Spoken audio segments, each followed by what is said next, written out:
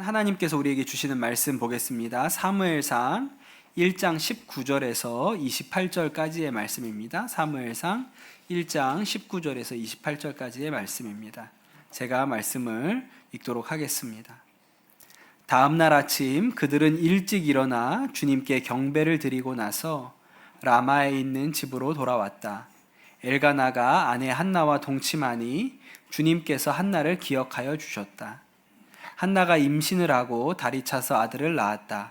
한나는 주님께 구하여 얻은 아들이라고 하여 그 아이의 이름을 사무엘이라고 지었다. 남편 엘가나가 자기의 온 가족을 데리고 주님께 매년 제사와 서원 제사를 드리러 올라갈 때가 되었을 때에 한나는 함께 올라가지 않고 자기 남편에게 이렇게 말하였다. 나는 아이가 젖을 뗄 때까지 기다렸다가 젖을 뗀 다음에 아이를 주님의 집으로 데리고 올라가서 주님을 뵙게 하고 아이가 평생 그곳에 머물러 있게 하려고 합니다. 나는 그 아이를 평생 낳으실 사람으로 바치겠습니다. 남편 엘가나가 그에게 대답하였다. 당신 생각에 그것이 좋으면 그렇게 하시오. 그 아이가 젖을 뗄 때까지 집에 있으시오. 주님께서 당신의 말대로 이루어 주시기를 바라오.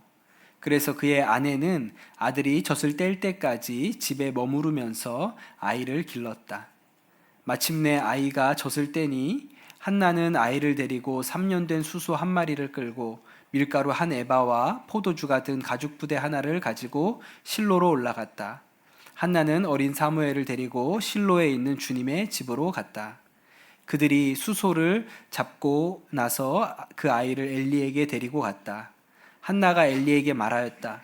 제사장님, 나를 기억하시겠습니까? 내가 주님께 기도를 드리려고 이곳에 와서 제사장님과 함께 서 있던 바로 그 여자입니다.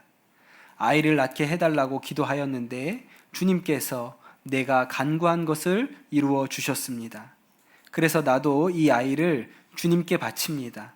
이 아이의 한평생을 주님께 바칩니다. 그런 다음에 그들은 거기에서 주님께 경배하였다.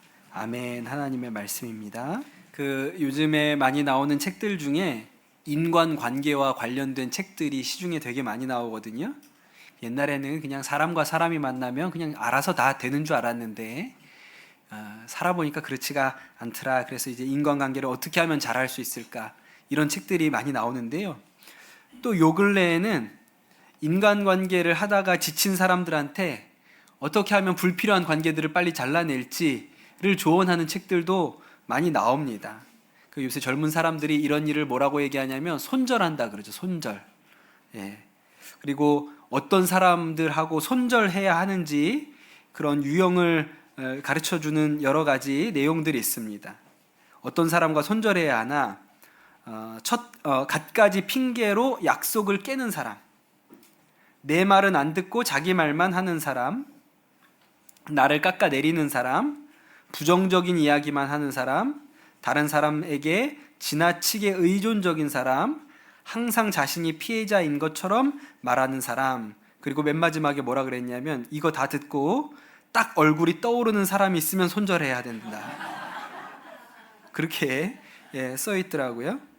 그런데 이렇게 손절해야 하는 사람의 유형 중에 여러 가지 사람들이 얘기를 하는데 빠지지 않고 꼭 등장하는 게 뭐가 있냐면 1순위가 필요할 때만 연락하는 사람.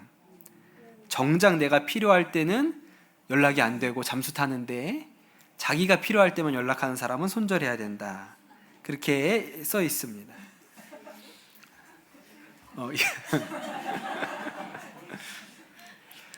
학생들 예를 들어 봅시다. 평소에는 별로 친하지도 않고 잘 대화도 안 했는데 딱 시험 때만 되면 옆에 와가지고 막 친한 척을 하는 거예요. 그러면서 나는 이번에 공부를 많이 못했다고, 야 이번에 시험 어디서 나온다 그랬는지 정리한 거 있으면 나한테 좀 알려줘, 막 그렇게 우는 소리를 해요.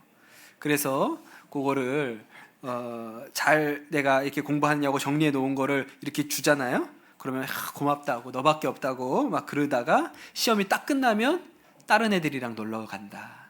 이러면 이건 진짜 손절해야겠구나, 이런 생각이 들겠죠. 그런데 여러분, 우리가 하나님을 대하는 태도가 이런 손절각이 아닌가 한번 생각을 해봐야 됩니다. 우리가 언제 하나님을 찾습니까? 문제 있을 때, 힘들 때, 어려울 때, 해결해야 될 일이 있을 때 하나님을 찾지요. 제가 군인교회를 섬겨보니까 군인교회는 아주 뚜렷해요. 주기적으로 새벽 기도의 인원이 변동이 있습니다. 언제 새벽 기도 인원이 늘어날까요? 특별 새벽 기도 기간 아니어도 언제 늘어나냐면 진급 시즌이 되면, 진급 발표가 될 그때가 되면 다 군인들이니까요. 그때는 새벽 기도에 성도들이 많이 나오다가 딱 사라지죠. 언제? 진급 발표가 나면 다시 딱 원래 상태로 돌아가게 됩니다. 군인교회를 욕할 문제도 아니고요. 우리가 평소에 자녀를 위해서 그렇게 기도 안 하다가 언제가 되면, 수능 시험 날이 되면 다 모여서 진짜 하루 종일 그렇게 기도를 하지 않습니까? 하나님이 우리를 보실 때 어떻게 보실까요? 우리를 손절해야겠다고 이렇게 생각을 하실까요? 저는 그렇다고 생각하지는 않습니다. 하나님의 생각은 우리 생각하고 달라요. 하나님은 우리가 필요한 때, 도움이 필요할 때 찾아도 기뻐하시는 분이시고 또 그때 도움을 주는 분이십니다. 사람의 지혜가 하나님의 어리석음을 따라갈 수가 없는 것이죠. 사실은 하나님께서 그 어려운 일들 통해서, 문제들을 통해서 우리를 기도의 자리로 불러내세요. 그게 하나님의 방식이거든요. 한나가 왜 기도했습니까? 여러분, 한나가 결혼하자마자 허니문 베이비로 아이를 하나 얻었다고 생각해 보세요. 그러면 한나는 기도하지 않습니다. 한나를 기도의 자리로 이끌기 위해서 아이를 낳지 못하게 하는 일도 있었고, 또 분인나라는 여인을 붙여주셔서 기도할 수밖에 없게끔, 기도의 자리로 나갈 수밖에 없게끔 그렇게 하나님이 하신 것이죠. 그래서 한나가 기도를 했습니다. 하나님, 저에게도 아들 하나만 주십시오. 그 기도를 간절하게 했어요. 우리가 지난주에도 그 말씀을 봤는데 한나가 하나님 앞에 마음을 쏟았습니다. 그리고 그 기도에 하나님이 응답해 주셨죠. 20절에 보면 한나가 임신하고 달이 차서 아들을 낳았다. 그리고 그 낳은 아들의 이름을 사무엘이라고 지었다. 그렇게 오늘 말씀에 기록되어 있습니다. 너무 잘된 일이죠. 여러분, 남의 일이라고 여러분은 큰 감동이 없으시겠지만, 그 한나의 입장에서는 너무너무 놀랍고 감사한 일입니다. 여러분, 이런 기도의 응답이 우리 모든 강남 선한목자교회 교우들의 삶 가운데 있게 되시기를 축복합니다. 제가 지난주에 중학교 2학년 때 처음으로 교회에 기도하러 갔던 이야기를 했죠. 시험 날을 앞두고 내일 시험 잘 보게 해달라고 교회에 갔습니다. 문을 열었는데 예배당이 너무 깜깜하고 아무도 없어서 무서워서 못 들어가고, 그 문고리만 손에 잡고 하나님, 저 교회 와서 기도한 거예요. 내일 꼭 시험 잘 보게 해주세요 라고 기도했다고 말씀을 드렸잖아요. 그 결과가 어땠을까요? 시험을 잘 봤을까요? 못 봤을까요? 아까 우리 초등학생들은 고개를 절레절레 흔들었습니다. 못 봤을 것이다. 근데 여러분, 하나님은 여러분 생각과 달라요. 하나님은 우리의 기도에 응답하는 분이거든요. 그때 제가 봤던 성적 중에 최고의 성적이 그날 나왔습니다. 너무 신나는 일이죠. 제가 그날 그 일을 경험하고 뭐라고 생각했냐면, 되네, 이게 되네, 그런 생각이 들었어요. 우리 청소년들 해보라니까요. 해보고 해보면 여러분, 하나님이 들어주세요. 왜냐하면 여러분을 기도의 자리에 세우기 원하고 여러분에게 믿음 주기를 원하시기 때문에 들어주세요. 그래서 어떻게 했을까요? 제가 기도를 했더니 시험을 잘 본 경험이 한번 생겼잖아요. 어떻게 했을까요? 그 다음 시험 때도 갔죠. 그 다음 시험 전날에도 가서 기도했습니다. 또 잘 봤어요. 그 다음 시험 때도 또 갔습니다. 또 성적이 올랐어요. 그래서 시험 보기 전에는 늘 교회 가서 기도를 했어요. 그런데 여러분, 사람은요, 양심이라는 게 있고 염치라는 게 있습니다. 아무리 중학교 2학년이라도 하나님이 주신 양심이 있고 염치가 있어서 생각을 해보니까 이게 조금 염치 없는 일인 것 같아요. 시험 전날만 가서 기도하는 게 이러다가 손절당하는 게 아닐까, 하나님 앞에. 이런 걱정이 든다는 말이죠. 그래서 하나님께 조금의 성의를 더 보여야겠다, 이런 생각을 했습니다. 그래서 일주일에 한 번은 시험이 없어도 교회 가서 기도하자. 이런 결심을 하게 된 거죠.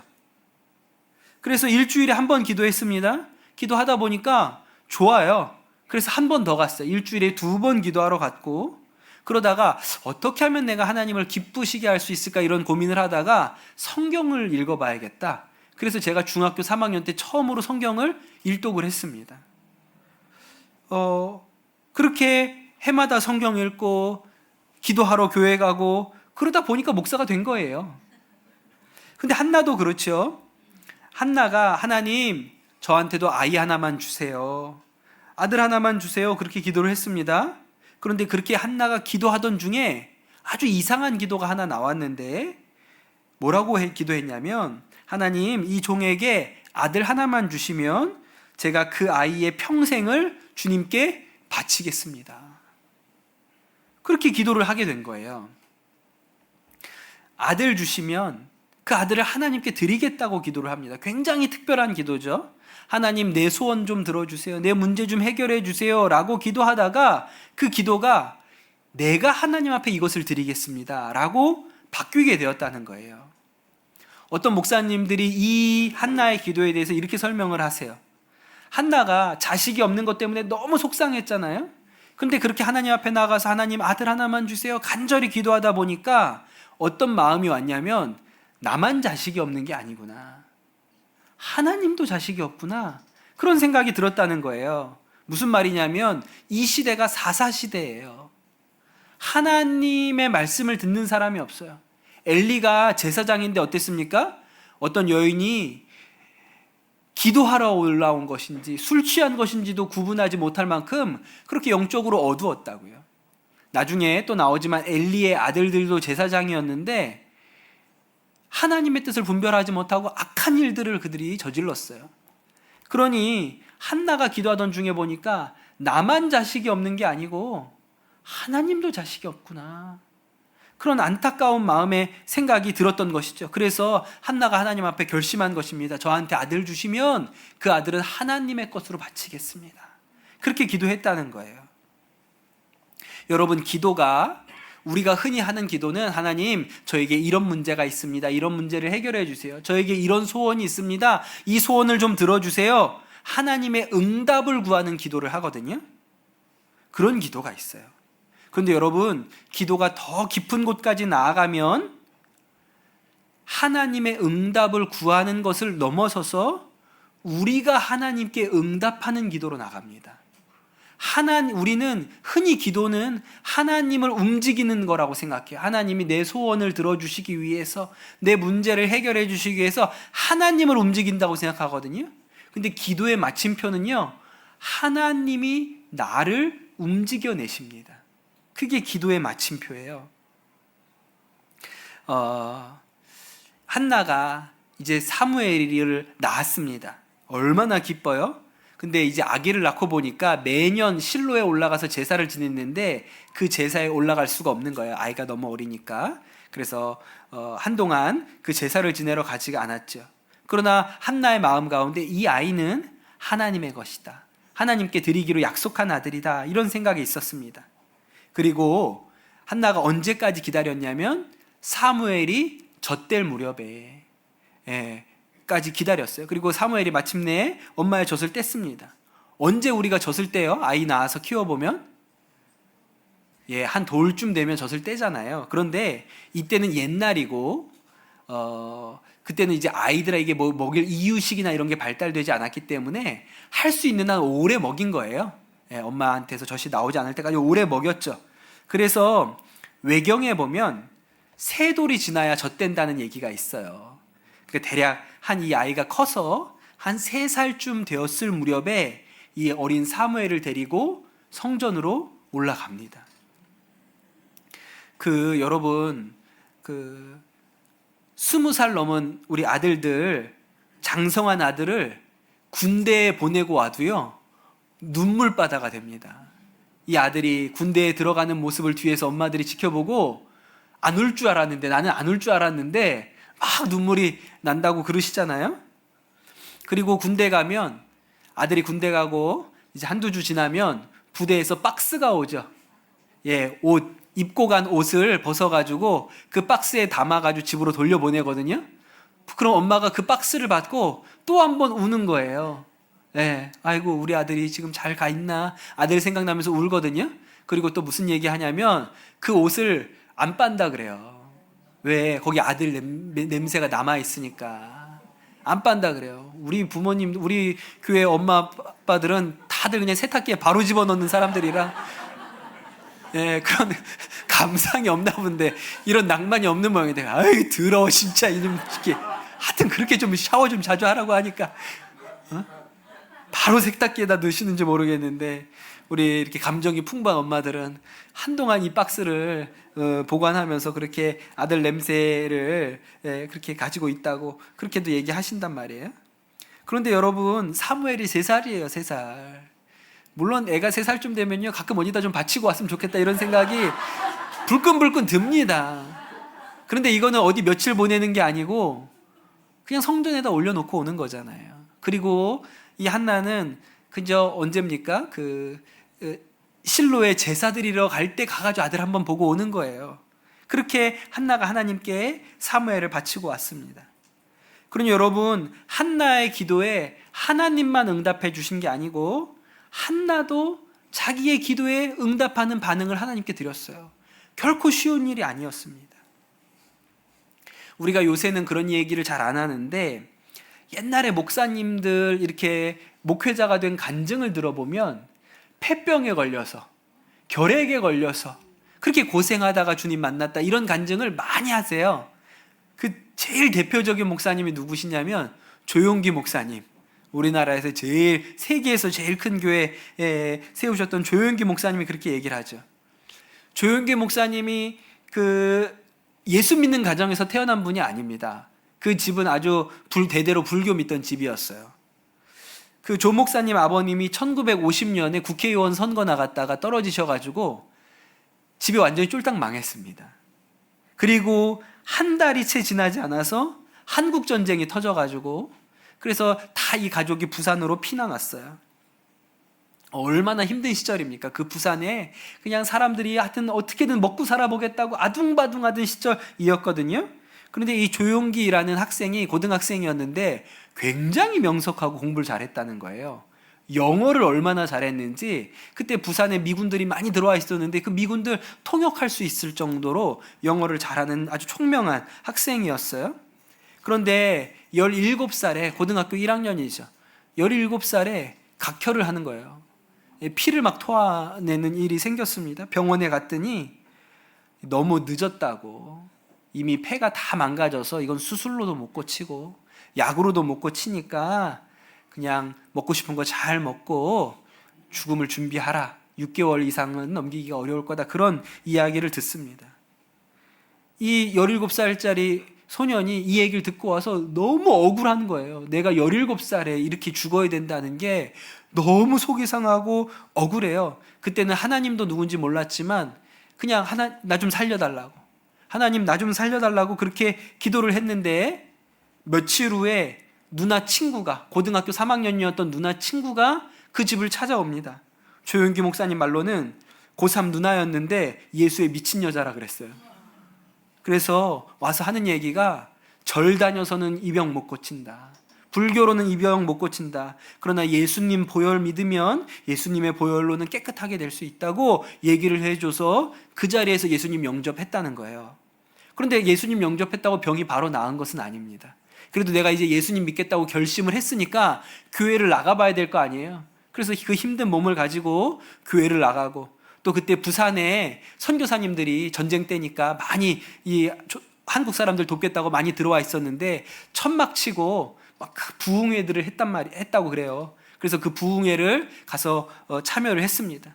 그 부흥회 때 은혜를 받고 뭐라고 기도했냐면, 하나님 저 목숨만 살려주시면 저는 주의 종이 되겠습니다. 주님 섬기는 종이 되겠습니다. 그렇게 기도를 했는데 응답을 받았죠. 폐병이 고쳐졌어요. 병이 나았어요. 그래서 나는 주님 섬기는 종이 되어야겠구나. 그래서 신학교를 갔습니다. 신학교에 가서 공부도 잘하고 영어도 잘하고 기도도 열심히 하고 또 전도도 열심히 하니까 사람들이 다 칭찬하고 저 조용기는 나중에 미국 유학 가서 큰 교회에 와서 담임으로 목회하는 그런 목사가 되겠구나 그렇게 생각을 했는데, 이 조용기 목사님이 신학교 졸업하고 저 서울 은평구 대조동 진짜 가난한 마을에 가서 천막 치고 목회를 시작합니다. 그 교회가 지금의 여의도 순복음교회가 된 것이죠. 여러분, 하나님이 내 기도에 응답해 주시는 게 있고, 또 우리가 응답을 하나님께 드리는 기도가 있습니다. 하나님, 내 기도, 내 문제, 내 소원 성취 여기에서 멈추면 안 되고요, 우리의 기도가 더 깊은 데로 가서 하나님의 응답을 넘어서 내가 하나님께 반응하는 기도에까지 가야 기도의 마침표가 있는 거예요. 문제 해결해 주세요, 소원 풀어주세요, 이 기도는요 절에서도 하고 무당들도 합니다. 그런데 여러분, 우리의 기도는 거기에서 멈추지 않고 우리가 움직여지는 데까지, 우리가 반응하는 데까지 가는 거예요. 느헤미야가 그 페르시아의 아닥사스다 왕이 아주 총애받는 신하였습니다. 그러다가 어느 날 유대로부터 한 그 사람이 와가지고 이야기를 하는데, 지금 그 예루살렘으로 돌아간 이스라엘 백성들이 사는 형편이 너무 힘들고 어렵다는 거예요. 그 얘기를 듣고 나니까 느헤미야가 너무 마음이 아프고 속상해요. 그래서 기도합니다. 성경에 뭐라고 나오냐면 통곡하고 금식하면서 기도했다고 성경에 나와요. 하나님, 예루살렘에 들어간 우리 동족들이 아직 성벽도 세우지 못하고 저렇게 힘들고 어렵게 여전히 멸시천대 받으면서 살고 있다고 하는데, 하나님 그 사람들을 도와주세요 라고 기도하는데, 이 느헤미야의 마음에 어떤 감동이 있습니까? 야, 그러면 네가 가서 그 사람들을 도와라. 너가 여기 있지 말고 거기에 가가지고 그 사람들을 도우면 되지 않느냐, 그런 마음에 감동이 있는 거예요. 여러분, 이 아닥사스다 왕 시절에 이 느헤미야가 잘 먹고 잘 사는 방법은 딱 이 임금님 옆에 딱 붙어 있는 거예요. 총애받는 신하로 그 옆에 딱 붙어 있으면 제일 좋은 일이죠. 그런데 마음에 하나님이 주신 음성이 있잖아요. 감동이 있잖아요. 네가 가면 되지 않겠느냐. 그래서 이 느헤미야가 아닥사스다 왕을 찾아가서 부탁을 합니다. 임금님께서 좋게 여기시면 저를 조상들의 땅 유다 땅으로 보내주시고 그 성에, 거기에 가서 성을 다시 세울 수 있도록 도와주시기를 바랍니다. 그리고 나서 이 느헤미야가 예루살렘으로 가게 되지요. 그럼 여러분, 기도가 사람을 움직여요. 우리가 기도를 통해서 하나님을 움직이는 것도 맞고요, 그런데 우리가 그 기도를 통해서 우리가 움직여지는 일도 반드시 있습니다. 우리 어와나 섬기시는 박샘물 전도사님, 기도 진짜 열심히 하는 우리 전도사님이시거든요. 하여튼 어렸을 때부터, 젊었을 때부터 기도의 용사예요. 박샘물 전도사님 신학교 다니던 시절에 한 번은 대학 등록금을 낼 수 없는 형편에 있었던 때가 있습니다. 근데 그때 기도를 얼마나 열심히 하고 마음의 담대함이 있었는지, 이제 학교를 등록을 못하는 형편인데도 불구하고 하나님 앞에 그냥 하나님 등록금 한 번만 해결해 주세요 이렇게 기도하고 싶지가 않았다 그랬어요. 그냥 나는 등록금을 하나님께 맡기고 하나님 기뻐하시는 기도만 해야겠다, 이런 마음에 감동이 있어서 그냥 등록금은 그냥 하나님한테 맡깁니다. 하나님, 나는 오직 하나님 선교 완성을 위해서, 열방을 위해서, 선교사님들을 위해서 그렇게 기도했는데, 참 놀랍게도 어떤 분이 등록금에 보태라고 100만 원을 보내주신 거예요. 얼마나 감사해요. 그래서 하나님 감사합니다, 그렇게 기도를 했는데, 기도 중에 하나님이 마음 가운데 주셨던 감동이 그 100만 원은 네 게 아니다, 그렇게 얘기를 하셨다는 거예요. 세상에서 제일 치사한 게 뭐예요? 줬다 뺏는 거예요. 주질 말든가. 근데 그때 얼마나 기도를 하고 또 기도하는 가운데 마음에 담대함이 있는지, 이거 하나님이 나한테 주신 게 아니면 보내야겠다, 하나님 기뻐하시는 대로 써야겠다, 그런 생각이 들었어요. 그래서 하나님 원하시는 대로 제가 이 100만 원을 다 흘려보내겠습니다, 그렇게 마음의 감동을 드렸다는 거예요. 그리고 이 100만 원을 이제 필요할 거 마음에 감동 주는 사람들한테로 보냅니다. 누구에겐 60만 원, 누구에겐 20만 원, 10만 원, 5만 원 막 이렇게 보내냈어요. 근데 보내는 데마다 전화가 오는데 어떻게 알았냐? 내가 지금 이 돈이 없어서 이렇게 힘든 상황에 있는 걸 어떻게 알았냐고. 야, 이건 진짜 하나님이 보내주시는 거라고 그렇게 다 연락들이 왔다는 거예요. 결국 그날 저녁이 됐을 때는 돈은 하나도 남지 않았습니다. 근데 마음이 얼마나 기쁜지. 뭐 대학 가는 거는 못 가면 휴학하는 거지. 그냥 너무 기쁜 거예요. 그런데 그날 밤에 전화가 왔어요. 잘 아는 친구한테서 전화가 왔는데 너 이번 학기 등록했어? 그렇게 물어보더라는 거예요. 그랬더니 못했어. 지금 사정 여유 있지 않아서 등록금을 못 냈어. 그렇게 얘기했더니 이 친구가 전화에 대고 야, 이 주인이 너였구나. 계좌번호 알려줘. 300만 원 바로 보내줄게. 그래서 300만 원이 들어왔다는 거예요. 그 집에서 매년 좀 여유가 있는 가정이라서 자기 자녀들뿐만 아니라 신학생 한 사람 등록금을 늘 매년 해줬는데 그 학기에는 그 신학생이 도와주던 신학생이 휴학하는 바람에 그 돈이 뜬 거예요. 이걸 어디에다가 줘야 될까 이렇게 기도하다가 그 저녁에 전화를 해보니까 박샘물이네? 너네 너. 그래가지고 박샘물 전도사님한테 그때 그 등록금이 들어왔다는 간증을 소시적에 했습니다. 네. 근데 여러분, 이 간증이 왜 놀라운 간증이에요? 기도하면 하나님이 우리를 움직이세요. 하나님이 우리를 움직이세요. 우리는 하나님을 움직이고 싶어서 기도를 하잖아요. 근데 기도를 하면 하나님이 우리를 움직이신다니까요. 이게 기도의 능력이고 기도의 비밀입니다. 우리나라에 아주 유명한 그 가정사역 프로그램 중에 아버지 학교라는 게 있어요. 김성묵 장로님이라는 분이 그 아버지 학교라는 것을 만드셨어요. 나중에 아버지 학교가 있으니까 어머니 학교도 만들었거든요. 그 어머니 학교는 김성묵 장로님의 아내이신 한은경 권사님이 시작을 하신 거예요. 근데 이 한은경 권사님이 원래는 예수 믿던 모태신앙이 아닙니다. 결혼해서 예수 믿은 분이에요. 남편한테 시집 가서 예수 믿기 시작한 분이거든요. 그 한은경 권사님이 쓰신 글이에요. 남편은 저에게 어려운 사람이었습니다. 갈등이 생길 때마다 남편이 나를 마음에 들어하지 않는다는 생각이 떠나지 않았습니다. 교회를 다니기 시작하면서 이렇게 기도했습니다. 하나님, 저 사람은 너무 까다로워요. 저 사람 좀 바꿔주세요. 그러나 우리 사이는 점점 멀어져만 갔습니다. 나는 왜 하나님은 내 기도를 들어주시지 않을까라는 불평을 갖게 되었습니다. 나중에 기도가 무엇인지 알게 되면서 그것은 기도가 아니라 하소연이었다는 것을 알았습니다. 내가 원하는 모습, 내가 바라는 수준으로 남편을 변화시켜 달라는 아주 이기적인 기도라는 것을 알았습니다. 하나님께 남편을 변화시켜 달라고 떼를 쓰면서 하나님을 통해 남편을 조정해 보겠다는 생각을 하고 있었음을 알게 되었습니다. 그 후 나의 기도가 달라지기 시작했습니다. 하나님, 남편에 대한 분노, 상심, 섭섭함, 용서하지 못하는 마음이 아직도 제게 남아 있어요. 저의 완악함을 고백합니다. 저를 용서해 주세요. 저에게 십자가의 능력이 필요합니다. 십자가의 사랑으로 남편을 용서하고 사랑할 수 있게 해주세요. 주님, 저를 변화시켜 주세요. 그러자 마음의 평안이 찾아오기 시작했고 남편을 대하는 나의 태도에도 조금씩 변화가 생기기 시작했습니다. 기도는 내 능력으로 남편과 상황을 변화시키겠다는 마음을 철저히 포기하고 하나님의 능력에 의지하는 것임을 깨닫게 되었습니다. 그랬어요. 그건 여러분, 기도가 우리가 기도하면 하나님의 마음이 움직이죠. 그것도 맞는 이야기입니다. 그래서 우리에게 기도 응답이 있는 거예요. 그런데 여러분, 우리가 기도하면 하나님은 우리의 마음을 또한 움직이세요. 우리의 행동을 또한 움직이세요. 우리가 하나님 앞에 기뻐하시는 일을 하고 싶도록 우리의 마음을 새롭게 해주세요.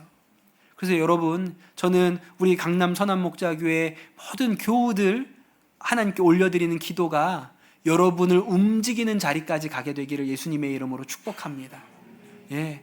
그냥 하나님이 뿅 하고 그냥 우리가 원하는 것, 우리의 문제를 뿅 하고 해결시켜 주시는 것이 아니고 그 기도를 통해서 우리를 새롭게 하시고 마음을 바꾸시고 하나님의 역사를 이루어 가시죠. 이것이 하나님께서 기도를 통해서 우리 가운데 일하는 방식입니다.